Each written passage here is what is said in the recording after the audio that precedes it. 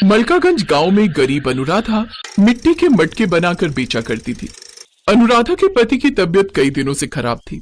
Doctor ने उसे TB की बीमारी बताई थी और उसे बेड रेस्ट की सलाह दी थी। मोहन के बिस्तर पकड़ लेने से अब घर की सारी जिम्मेदारी गरीब अनपढ़ अनुराधा पर आ गई। अब उसने अपने पति का काम संभाल लिया और वो मटके बेचकर अपने परिवार का पालन पोषण करती थी। उसके परिवार में उसका पति, सास और 2 बेटियां थी। एक रोज अनुराधा ठेले पर मटके लेकर बेचने निकली थी तो उसकी छोटी बेटी भी उसके साथ आ गई। बड़ी देर तक कड़ी धूप में खड़े रहकर अनुराधा ग्राहकों के आने का इंतजार करने लगी। काफी देर तक भी जब कोई नहीं आया तो थक हार कर 5 साल की रेनू अपनी माँ से बोली, माँ, हम घर कब जाएंगे? बहुत भूख लग रही है और इस धूप में, इतनी गर्मी में और खड़ा नहीं हुआ जा रहा। इसीलिए तो कहती हूँ तू सबके साथ घर पर रहा कर और थोड़ी देर रुक जा, कुछ मटके बिक जाए तो फिर हम घर चलते हैं।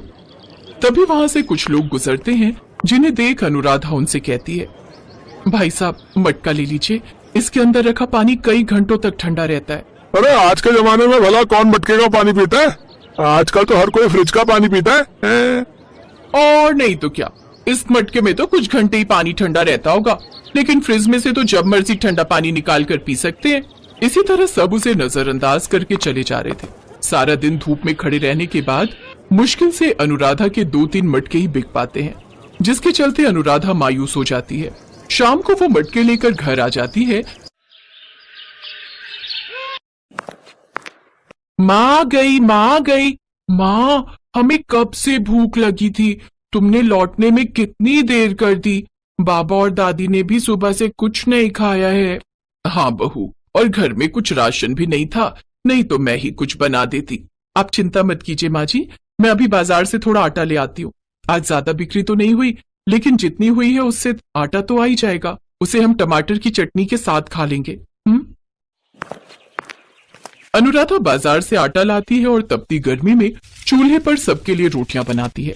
चटनी के साथ रोटी खाकर सब लोग सो जाते हैं, लेकिन इस तपती गर्मी में किसी को भी नींद नहीं आती। सभी गर्मी से करवट बदलते रहते हैं। अचानक से आधी रात को रेनू रोने लगती है। क्या हुआ रेनू, तू रो क्यों रही है? माँ, देखो ना, गर्दन में बहुत खारिश और जलन हो रही है।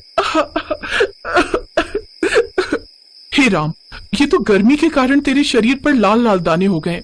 तू रुक, मैं अभी तुझे नीम का लेप बनाकर लगा देती हूँ। अनुराधा नीम की पत्तियों का लेप बनाकर उसकी गर्दन पर लगा देती है और अपनी गरीबी को कोसते हुए रोने लगती है। आज हमारी गरीबी की मार हमारी बच्चियों को भी झेलनी पड़ रही है। आज हमारे घर पर पंखा होता तो इतनी तकलीफ